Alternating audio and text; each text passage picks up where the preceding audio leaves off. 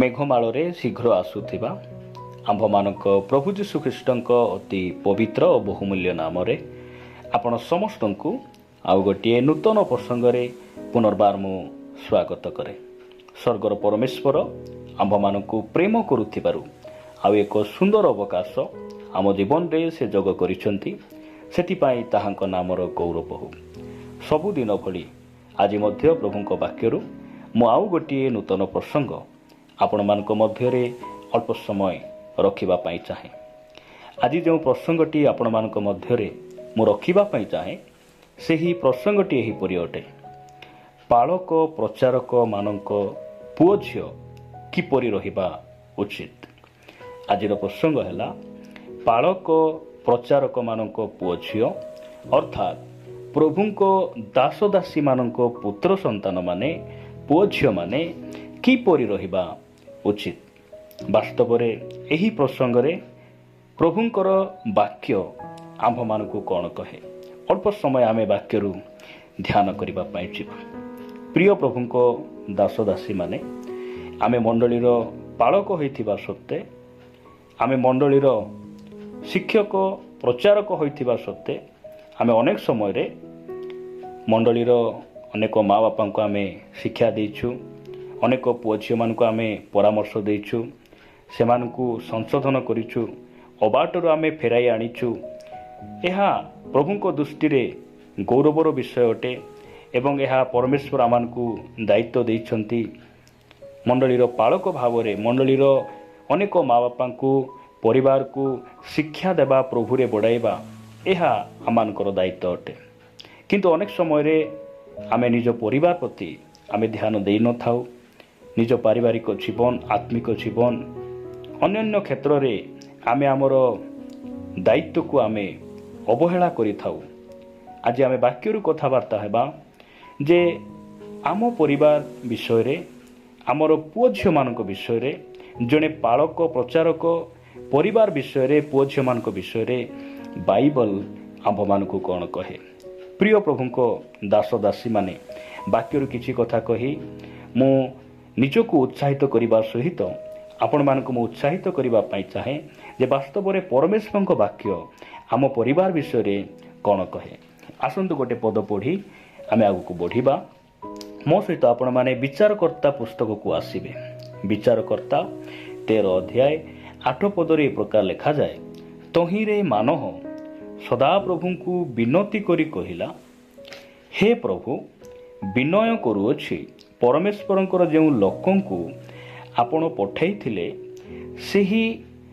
ସେ ଆମ୍ଭମାନଙ୍କ ନିକଟକୁ ପୁନର୍ବାର ଆସନ୍ତୁ ଓ ଯେଉଁ ବାଳକ ଜନ୍ମିବ ତାହା ପ୍ରତି ଆମ୍ଭମାନଙ୍କର କି କର୍ତ୍ତବ୍ୟ, ଏହା ଆମ୍ଭମାନଙ୍କୁ ଶିଖାନ୍ତୁ। ପ୍ରଭୁଙ୍କ ନାମର ଗୌରବ ହେଉ।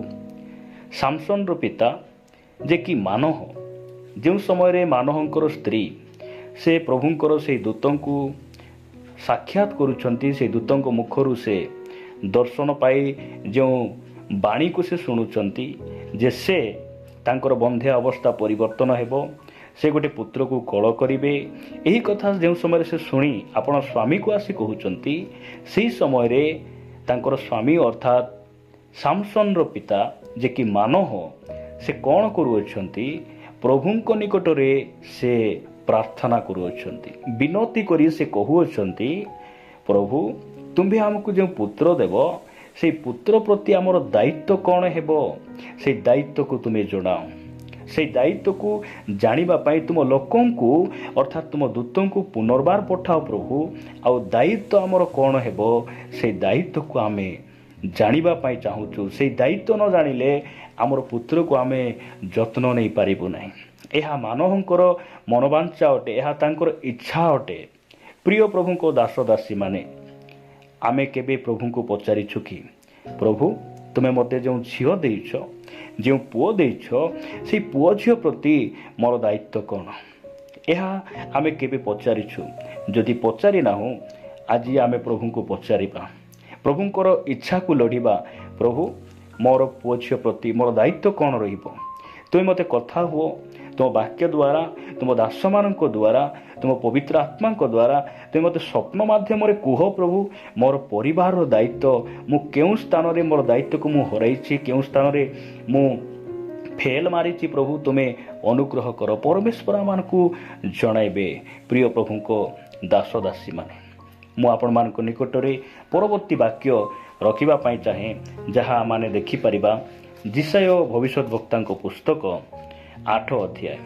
ଜିସାୟ ଭବିଷ୍ୟତ ବକ୍ତାଙ୍କ ପୁସ୍ତକ 8 ଅଧ୍ୟାୟ 18 ପଦରେ ଜିସାୟ ସେହି ପ୍ରକାର କହନ୍ତି, ଦେଖ ମୁଁ ଓ ସଦାପ୍ରଭୁଙ୍କ ଦ୍ୱାରା ମୋତେ ଦତ୍ତ ସନ୍ତାନଗଣ ସିଓନ ପର୍ବତ ନିବାସୀ ସୈନ୍ୟାଧିପତି ସଦାପ୍ରଭୁଙ୍କ ଠାରୁ ଇସ୍ରାଏଲ ମଧ୍ୟରେ ଚିହ୍ନ ଓ ଅଦ୍ଭୁତ ଲକ୍ଷଣ ସ୍ୱରୂପ ଅଟୁ। ପ୍ରଭୁଙ୍କ ନାମର ସ୍ତୁତି ହେଉ, ତାହାଙ୍କ ନାମର ଗୌରବ ହେଉ। ଏହା ଜିସାୟଙ୍କର ବ୍ୟକ୍ତିଗତ ସାକ୍ଷ୍ୟ ଅଟେ। ସେ ନିଜେ କହୁଛନ୍ତି, ମୁଁ ଆହୁରି ମୋର ପୁତ୍ରଗଣ ସଦାପ୍ରଭୁଙ୍କ ଠାରୁ ଗୋଟିଏ ଚିହ୍ନ ପାଇଛୁ, ଯେ ସମାଜ ଦେଖିଲେ ଆମକୁ କହିବ ଯେ ଏହି ଜିସାୟ ଯେଉଁ ପରମେଶ୍ୱରଙ୍କର ସେବା କରୁଛନ୍ତି, ଜିସାୟ ପରିବାର ବର୍ଗମାନେ ଯେଉଁ ପରମେଶ୍ୱରଙ୍କ ଭରସା କରିଛନ୍ତି, ସେହି ପରମେଶ୍ୱର ହେଉଛନ୍ତି ବାସ୍ତବ ପରମେଶ୍ୱର।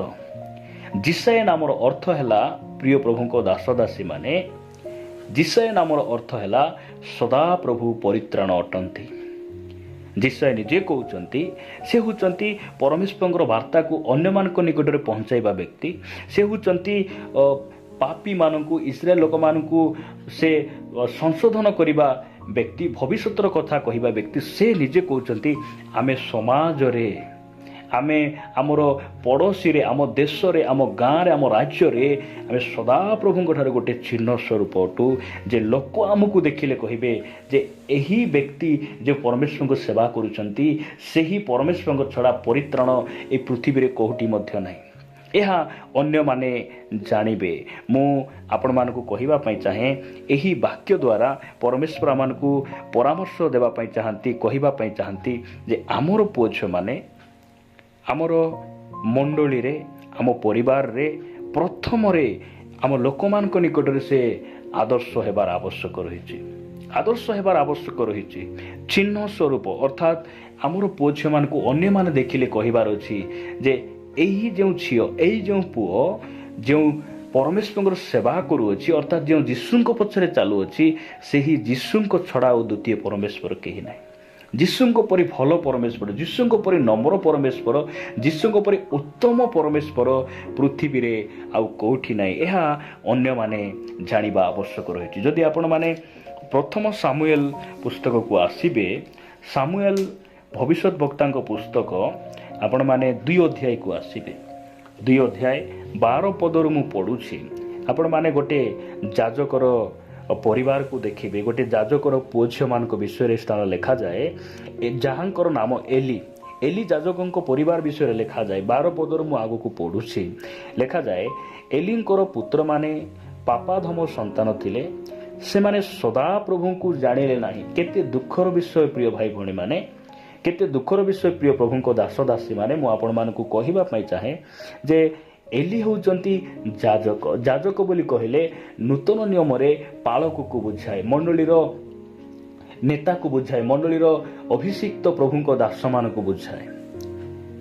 ସେହି ଯାଜକର ପୁତ୍ରମାନେ, ସେମାନେ ପରମେଶ୍ୱରଙ୍କୁ ଜାଣିଲେ ନାହିଁ। କେତେ ଦୁଃଖର ବିଷୟ। ସେ ତାଙ୍କ ବାପା ସେ ଜଣେ ଅଭିଷିକ୍ତ ଲୋକ, ସେ ସମାଗମ ତମୁରେ ସେବା କରିବା ଲୋକ, ମାତ୍ର ତାଙ୍କର ପୁତ୍ରମାନେ ପରମେଶ୍ୱରଙ୍କୁ ଜାଣିପାରୁନାହାନ୍ତି। ଆଜି ଆମ ପରିବାର ପ୍ରତି ଆମେ ଟିକେ ଧ୍ୟାନ ଦେବା ଯେ ମୋର ପୁଅ, ମୋର ଝିଅ କେମିତି ପ୍ରଭୁଙ୍କୁ ପାଇବ, କେମିତି ପରିତ୍ରାଣ ପାଇବ, ଏହା ଆମେ ଧ୍ୟାନ ଦେବାର ଆବଶ୍ୟକ ରହିଛି। ଅନେକ ସମୟରେ ଆମେ ପ୍ରଭୁଙ୍କ ଦାସ ଦାସୀ ଭାବରେ ଶିକ୍ଷା ଦେବାରେ, ଅନ୍ୟମାନଙ୍କୁ ପରାମର୍ଶ ଦେବାରେ ଆମେ ବ୍ୟତିବ୍ୟସ୍ତ ହୋଇଥାଉ। କିନ୍ତୁ ଆପଣ ଦେଖିବେ ଯେ ଅନେକ ଆଜି ପାଳକ ପରିବାରର ପୁଅ ଝିଅମାନେ, ଅନେକଙ୍କ ଜୀବନ ନଷ୍ଟ ହୋଇଯାଇଛି ଖରାପ ସାଙ୍ଗସାଥି ସହିତ, ଅସଙ୍ଗତ ସାଙ୍ଗସାଥି, ସେମାନଙ୍କର ବିଭିନ୍ନ ରଙ୍ଗରସ, ଜାଗତିକ ବିଭିନ୍ନ ବିଷୟରେ ଆଜି ଅନେକ ପାଳକ, ଅନେକ ଦାସ ଦାସୀମାନଙ୍କ ପରିବାରର ପୁଅ ଝିଅମାନଙ୍କ ଜୀବନ ଏହି ପ୍ରକାର ଅବାଟକୁ ଯାଇଛି। ପ୍ରଭୁ ଆମମାନଙ୍କୁ ଅନୁଗ୍ରହ କରନ୍ତୁ ଯେ ଏହି ସ୍ଥାନରେ ଆମେ ଦେଖୁଛୁ ଯେ ଲେଖାଯାଏ ଯେ ଏଲିଙ୍କର ସନ୍ତାନମାନେ ସେମାନେ କେମିତି ଥିଲେ? ପାପଧମ ସନ୍ତାନମାନେ ଥିଲେ। ସେମାନେ ପେଟୁକ ଥିଲେ। ଆଉ ଯେଉଁମାନେ ସମାଗମ ତମରେ ସେବା କରିବା ପାଇଁ ଆସୁଥିଲେ ସେହି ସ୍ତ୍ରୀମାନଙ୍କ ସହିତ ସେମାନେ କ'ଣ କରୁଥିଲେ? ସେମାନେ ଶୟନ କରୁଥିଲେ, ବ୍ୟଭିଚାର ମଧ୍ୟ ସେମାନେ କରୁଥିଲେ। ଯଦି ଆପଣ 22 ପଦ ପଢ଼ିବେ ଦେଖାଯାଉଛି ଏଲି ଅତି ବୃଦ୍ଧ ହେଲେ, ପୁଣି ତାଙ୍କର ପୁତ୍ରମାନେ ସମୁଦାୟ ଇସ୍ରାଏଲ ପ୍ରତି ଯାହା ଯାହା କଲେ ଓ ସମାଗମ ତମୁ ଦ୍ୱାର ନିକଟରେ ସେବାକାରିଣୀ ସ୍ତ୍ରୀଗଣ ସହିତ କିପରି ଶୟନ କଲେ, ଏସବୁ କଥା ସେ ଶୁଣିଲେ। କିଏ ଶୁଣିଲେ? ତାଙ୍କର ବାପା ଯେ କି ପାଳକ। ଶୁଣିଲା ପରେ ମଧ୍ୟ 3 ଅଧ୍ୟାୟ 13 ପଦ ଯଦି ଆପଣ ପଢ଼ିବେ ଲେଖାଯାଉଛି ଯେ ଆପଣା ପୁତ୍ରମାନଙ୍କୁ ସେ କ'ଣ କଲେ ନାହିଁ? ଦମନ କଲେ ନାହିଁ, ଶିଖାଇଲେ ନାହିଁ। ଜଣେ ବାପାର ଦାୟିତ୍ୱ ହେଲା ଜଣେ ପାଳକ ହୋଇ, ଜଣେ ଯାଜକ ହୋଇ ନିଜର ପୁଅ ଝିଅମାନଙ୍କୁ କେତେ ଦାୟିତ୍ୱ ନେବାର ଆବଶ୍ୟକ ରହିଛି, ପ୍ରଭୁଙ୍କ ବିଷୟରେ ଶିଖାଇବା ଆବଶ୍ୟକ ରହିଛି, ପ୍ରଭୁଙ୍କ ଭୟ ବିଷୟରେ ତାଙ୍କୁ ଜଣାଇବା ଆବଶ୍ୟକ ରହିଛି। ଏହିସବୁ ବିଷୟକୁ, ଏହି ଦାୟିତ୍ୱକୁ ଏଲି କ'ଣ କଲେ? ଅବହେଳା କଲେ। ଲେଖାଯାଏ 13 ପଦରେ, ଯେହେତୁ ଯେଉଁ ଅପରାଧ ବିଷୟ ସେ ଜ୍ଞାତ ହେଲା ତହିଁ ନିମନ୍ତେ ଆମ୍ଭେ ତାହାର ବଂଶକୁ ସର୍ବଦା ଦଣ୍ଡ ଦେବା ବୋଲି ତାହାକୁ କହିଅଛୁ, କାରଣ ତାହାର ପୁତ୍ରମାନେ ଆପଣମାନଙ୍କୁ ଶାପଗ୍ରସ୍ତ କଲେ ହେଁ ସେ ସେମାନଙ୍କୁ ଦମନ କଲା ନାହିଁ। ପ୍ରିୟ ପ୍ରଭୁଙ୍କ ଲୋକମାନେ, ଆମର ପୁଅ ଝିଅମାନେ ସେହି ପ୍ରକାର ନ ହୁଅନ୍ତୁ। ଆମର ପୁଅ ଝିଅମାନଙ୍କ ଦାୟିତ୍ୱ ଆମ ହାତରେ ରହିଛି। ପରମେଶ୍ୱର ଆମକୁ ଦାୟିତ୍ୱ ଦେଇଛନ୍ତି। ଆମେ କ'ଣ କରିବା? ସେମାନଙ୍କୁ ଉତ୍ତମ ଭାବରେ ଆମେ ପ୍ରଭୁଙ୍କର ଭୟକୁ ଶିଖାଇବା। କାରଣ ପ୍ରଭୁ ବିଷୟକ ଭୟ ଜ୍ଞାନର ଆରମ୍ଭ। ପ୍ରଥମରେ ଆମର ପୁଅ ଝିଅମାନେ କେତେ ମୁଖସ୍ଥ ପଦ କହୁଛନ୍ତି, କେତେ ସୁନ୍ଦର ଗୀତ ଗାଉଛନ୍ତି, ସେମାନେ କେତେ ସୁନ୍ଦର ଉପାସନକ ହୋଇପାରେ ଲିଡ୍ କରୁଛନ୍ତି, ମାତ୍ର ଏହା ବଡ଼ ବିଷୟ ନୁହେଁ। ବଡ଼ ବିଷୟ ହେଲା ମୋର ପୁଅ ଝିଅ କେତେ ସମୟ ପ୍ରଭୁରେ ସେମାନେ ରହୁଛନ୍ତି, ପ୍ରଭୁଙ୍କୁ ଜାଣୁଛନ୍ତି, ତାହାଙ୍କ ସହିତ ସେମାନେ ଗମନାଗମନ କରୁଛନ୍ତି। ଏଇଟା ହେଉଛି ସବୁଠାରୁ ବଡ଼ ବିଷୟ। ଲେଖାଯାଏ 1 ସାମୁଏଲ 2 ଅଧ୍ୟାୟ 13 ପଦରେ ଲେଖାଯାଏ, ସେହି ଯାଜକମାନେ ଲୋକମାନଙ୍କ ସହିତ ଏପରି ବ୍ୟବହାର କରୁଥିଲେ ଯେ କୌଣସି ଲୋକ ବଳିଦାନ କଲେ ମାଂସ ସିଦ୍ଧ ହେବା ସମୟରେ ଯାଜକର ଦାସ ହସ୍ତରେ ତ୍ରିଶୂଳ ଘେନି ଆସେ, ଆଉ ସେ ପାତ୍ର ବା ତସଲା ବା ହଣ୍ଡା ବା କହରାଇ ଭିତରେ ମାରେ। ଯେତେକ ତ୍ରିଶୂଳରେ ଆସେ ସେସବୁ ଯାଜକ ନିଏ। ଇସ୍ରାଏଲର ଯେତେ ଲୋକ ଶିଲୋକୁ ଆସିଲେ ସେଠାରେ ସେମାନେ ସେ ସମସ୍ତଙ୍କ ପ୍ରତି ଏପରି କରୁଥିଲେ। ଏମାନେ ଏତେ ପେଟୁକ ଥିଲେ, ଏତେ ବ୍ୟଭିଚାରୀ, ଏହି ପ୍ରକାର ଭାବରେ ସେମାନେ କ'ଣ ହେଲେ? ଅବାଟକୁ ପଳାଇଲେ। ପ୍ରିୟ ପ୍ରଭୁଙ୍କ ଦାସଦାସୀମାନେ, ଆମେ ଅନ୍ୟମାନଙ୍କୁ ଯେତେ ଆମେ ଶିକ୍ଷା ଦେଉ ତାଠାରୁ ମଧ୍ୟ ଆମ ପରିବାର ପ୍ରତି ଆମେ କେତେ ସାବଧାନ ହେବା ଆବଶ୍ୟକ ରହିଛି। ନୂତନ ନିୟମର ଗୋଟେ ପଦ ପଢ଼ି ଆମେ ଆଗକୁ ବଢ଼ିବା। ଲେଖାଯାଏ, ଆପଣମାନେ 1 ତିମୋଥୀ 3 ଅଧ୍ୟାୟକୁ ଆସିବେ। 1 ତିମୋଥୀ 3 ଅଧ୍ୟାୟ 4 ଆଉ 5 ପଦରେ ପ୍ରକାର ଲେଖାଯାଏ, ନିଜ ପରିବାରକୁ ଉତ୍ତମ ରୂପେ ଶାସନ କରିବେ। କିଏ ଶାସନ କରିବେ? ଜଣେ ପାଳକ, ଜଣେ ପ୍ରଭୁଙ୍କର ଦାସ, ଜଣେ ପ୍ରଚାରକ, ଜଣେ ଶିକ୍ଷକ। ସେ କ'ଣ କରିବେ? ନିଜ ପରିବାରକୁ ଉତ୍ତମ ରୂପେ ଶାସନ କରିବେ, ଗାମ୍ଭୀର୍ଯ୍ୟ ସହକାରେ ଆପଣା ସନ୍ତାନମାନଙ୍କୁ ବଶୀଭୂତ କରି ରଖିବେ। 5 ପଦ ଲେଖାଯାଏ, କେହି ଯେବେ ଆପଣା ପରିବାରକୁ ଶାସନ କରିବାକୁ ଜାଣେ ନାହିଁ, ତେବେ ସେ କିପରି ଈଶ୍ୱରଙ୍କ ମଣ୍ଡଳୀର ତତ୍ତ୍ୱ ନେବ? ପ୍ରଭୁ ଆମମାନଙ୍କୁ ଅନୁଗ୍ରହ କରନ୍ତୁ ଯେ ଯେଉଁ ଲୋକ, ବାଇବେଲ କହେ, ଯେଉଁ ଜଣେ ଦାସ, ଯେଉଁ ପ୍ରଭୁଙ୍କର ଜଣେ ପ୍ରଚାରକ, ଶିକ୍ଷକ ଯଦି ଆପଣ ପରିବାରକୁ ଶିକ୍ଷା ଦେଇ ଜାଣୁନାହିଁ, ଆପଣ ପରିବାରକୁ ପ୍ରଭୁରେ ବଢ଼ାଇ ପାରୁନାହିଁ, ଆତ୍ମିକ ଜୀବନରେ ନିଜ ପରିବାର ସେମାନେ ବଢ଼ି ପାରୁନାହାନ୍ତି, ତାହେଲେ ଅନ୍ୟମାନଙ୍କୁ ସେମାନେ କି ପ୍ରକାର ଶିକ୍ଷା ଦେବେ? ଏହା ବାଇବେଲ ଆମମାନଙ୍କୁ ସ୍ପଷ୍ଟ ଭାବରେ କହେ। ଜଣେ ବ୍ୟକ୍ତି ଯଦି 5 ଜଣଙ୍କୁ ସେ ସମ୍ଭାଳି ପାରୁନାହାନ୍ତି, ସେ 500 ଲୋକକୁ କି ପ୍ରକାର ସମ୍ଭାଳିବେ? ବାକ୍ୟର କଥା ଏହା ଅଟେ, ଜଣେ ବ୍ୟକ୍ତି 4 ଜଣକୁ ସେ ପ୍ରଭୁରେ ବଢ଼ାଇ ପାରୁନାହାନ୍ତି, 4 ଜଣକୁ ପରିବାରକୁ ସେ ସମ୍ଭାଳି ପାରୁନାହାନ୍ତି, ତାହେଲେ 400 ଲୋକକୁ କି ପ୍ରକାର ସମ୍ଭାଳିବେ? ପ୍ରଭୁ ଆମମାନଙ୍କୁ ଅନୁଗ୍ରହ କରନ୍ତୁ। ପ୍ରଥମରେ ଖ୍ରୀଷ୍ଟିଆନ ଜୀବନ ପରିବାରରେ ବଞ୍ଚିବା ଆବଶ୍ୟକ ରହିଛି, ପରିବାରରେ ସାକ୍ଷୀ ହେବା ଆବଶ୍ୟକ ରହିଛି। ଅନେକ ଦାସଦାସୀମାନଙ୍କୁ ଆପଣ ଦେଖିବେ, ଆପଣଙ୍କ ଚତୁଃପାର୍ଶ୍ୱରେ ସେମାନେ ନିଜର ପରିବାରକୁ, ନିଜ ଆତ୍ମିକ ଜୀବନକୁ ଯେ ପ୍ରକାର ଥିଲେ ମଧ୍ୟ ସେମାନେ ଅନ୍ୟମାନଙ୍କୁ ଶିକ୍ଷା ଦେବାରେ ପ୍ରଚାର କରିବାରେ ସେମାନେ ବ୍ୟତିବ୍ୟସ୍ତ। ଆମେ ପାଳକ ଭାବରେ ନିହାତି ଆମେ ପ୍ରଚାର କରିବା, କିନ୍ତୁ ପ୍ରଚାର କରିବା ପ୍ରଥମ ନୁହେଁ, ଶିକ୍ଷା ଦେବା ପ୍ରଥମ ନୁହେଁ, ଆମେ ପଦପଦବୀ ପାଇବା ପ୍ରଥମ ନୁହେଁ। ପ୍ରଥମ ବିଷୟ ହେଲା ଆମେ ପ୍ରଭୁରେ ରହିବା, ତାହାଙ୍କ ସହିତ ରହିବା ଏବଂ ଆମ ପରିବାରରେ ଆମେ ପ୍ରଥମରେ ବଞ୍ଚିବା। ଦ୍ୱିତୀୟରେ ଆମେ କ'ଣ କରିବା? ଆମେ ଅନ୍ୟମାନଙ୍କୁ ଆମେ ଶିକ୍ଷା ଦେବା। ପ୍ରଭୁ ଆମମାନଙ୍କୁ ଅନୁଗ୍ରହ କରନ୍ତୁ। ମୁଁ ଆଉ ଗୋଟିଏ ପରିବାରକୁ ଆପଣମାନଙ୍କ ନିକଟ ରଖିବା ପାଇଁ ଚାହେଁ। ଆପଣମାନେ ପ୍ରେରିତ ପୁସ୍ତକ 21 ଅଧ୍ୟାୟକୁ ଆସିବେ। ପ୍ରେରିତ ପୁସ୍ତକ 21 ଅଧ୍ୟାୟ 8 ଆଉ 9 ପଦରେ ପ୍ରକାର ଲେଖାଯାଏ, ପରଦିନ ଆମ୍ଭେମାନେ ପ୍ରସ୍ଥାନ କରି କାଇରୋସିଆକୁ ଗଲୁ, ଆଉ 7 ଜଣଙ୍କ ମଧ୍ୟରେ ଅନ୍ତର୍ଗତ ସୁସମାଚାର ପ୍ରଚାରକ ଫିଲିପଙ୍କ ଗୃହରେ ପ୍ରବେଶ କରି ତାଙ୍କ ସଙ୍ଗରେ ରହିଲୁ। ଏହା ପାଉଲଙ୍କର ଜେରୁସାଲେମକୁ ଯାତ୍ରା ବିଷୟରେ ଲେଖାଯାଏ। ଯେଉଁ ସମୟରେ ସେ ଜେରୁସାଲେମକୁ ଯାତ୍ରା କରୁଛନ୍ତି, ସେହି ସମୟରେ ସେ ଯାତ୍ରା କରୁଥିବା ସମୟରେ ଜଣେ ସୁସମାଚାର ପ୍ରଚାରକ ଯେ ଫିଲିପ, ତାଙ୍କର ଘରେ ସେ ରହୁଛନ୍ତି। ଆଉ ଏହି ସ୍ଥାନ ଲେଖାଯାଉଛି 7 ଜଣଙ୍କ ମଧ୍ୟରୁ ଅନ୍ତର୍ଗତ, ଅର୍ଥାତ୍ ଜେରୁସାଲେମ ମନ୍ଦିରରେ ଖାଦ୍ୟ ପରିବେଷଣ କରିବା ନିମନ୍ତେ ଯେଉଁ 7 ଜଣଙ୍କୁ ମନୋନୀତ କରାଯାଇଥିଲା, ସେମାନଙ୍କ ମଧ୍ୟରୁ ଜଣେ ହେଉଛନ୍ତି ଫିଲିପ। ଆଉ ସେ ଅନ୍ତର୍ଗତ, ସେ ସୁସମାଚାର ପ୍ରଚାରକ। ପରମେଶ୍ୱର ତାଙ୍କୁ ବାକ୍ୟ ପ୍ରଚାର କରିବାରେ ଗିଫ୍ଟ ଦେଲେ। ଆଉ ତାଙ୍କ ପରିବାରରେ ସାଧୁ ପାଉଲ ଜେରୁସାଲେମକୁ ଯାତ୍ରା କଲାବେଳେ ସେହି ସ୍ଥାନରେ ତାଙ୍କ ଘରେ ସେ ରହିଲେ। 9 ପଦରେ ଲେଖାଯାଏ, ତାଙ୍କର 4 ଜଣ କୁମାରୀ କନ୍ୟା ଥିଲେ, ସେମାନେ ଭାବବାଦିନୀ ଥିଲେ। ଏଇଟା ହେଉଛି ଆମ ପାଇଁ ଅତି ଉତ୍ସାହ ଏବଂ ଆଶୀର୍ବାଦର ବିଷୟ। ଫିଲିପଙ୍କ ପରିବାରରେ, ସେ ସୁସମାଚାର ପ୍ରଚାରକ ଫିଲିପଙ୍କ ପରିବାରରେ 4 ଜଣ କୁମାରୀ କନ୍ୟା ଥିଲେ। ସେମାନେ କେମିତି ଥିଲେ? ସେମାନେ ଜବ୍ କରୁଥିଲେ କି, କେତେ ସୁନ୍ଦର ଥିଲେ, କେତେ ଶିକ୍ଷିତ ଥିଲେ, କେତେ ହାୟର ଏଜୁକେଟେଡ୍ ଥିଲେ, ଏହିସବୁ ବିଷୟରେ ଲେଖାଯାଉ ନାହିଁ। ମାତ୍ର ସେମାନେ କେମିତି ଥିଲେ? କୁମାରୀ କନ୍ୟାମାନେ, ସେମାନେ ଭାବବାଦିନୀ ଥିଲେ। ଏମାନେ ଜନ୍ମରୁ ଭାବବାଦିନୀ ହେଲେ ନାହିଁ। ଫିଲିପଙ୍କର ଦାୟିତ୍ୱ, ଫିଲିପଙ୍କର ସ୍ତ୍ରୀ, ତାଙ୍କ ମା ବାପାଙ୍କର ଦାୟିତ୍ୱ ଯେ ଏମାନେ କେତେ ଆତ୍ମିକତାରେ, କେତେ ପ୍ରଭୁରେ ନିଜର ପୁଅ ଝିଅମାନଙ୍କୁ ସେମାନେ ପ୍ରାର୍ଥନାରେ, ଶିକ୍ଷାରେ, ଉପବାସରେ କେତେ ପରିଶ୍ରମ କରି ଆପଣ ଏହି ଝିଅମାନଙ୍କୁ ସେମାନେ ବଢ଼େଇଥିଲେ। ପ୍ରିୟ ପ୍ରଭୁଙ୍କ ଲୋକମାନେ, ଯଦି ଆମେ ଆମ ପରିବାର ପ୍ରତି ସାବଧାନ ହେବା ନାହିଁ, ଆମ ପରିବାରକୁ ଯଦି ଆମେ ଗାମ୍ଭୀର୍ଯ୍ୟ ସହକାରେ ଆମେ ଯଦି ଶିକ୍ଷା ଦେବା ନାହିଁ, ଆମ ପରିବାରକୁ ସଜାଡ଼ିବା ନାହିଁ, ତାହେଲେ ଆମେ ମଣ୍ଡଳୀର ଦାୟିତ୍ୱ ନେଇପାରିବା ନାହିଁ। ପ୍ରଭୁ ଆମମାନଙ୍କୁ ଅନୁଗ୍ରହ କରନ୍ତୁ।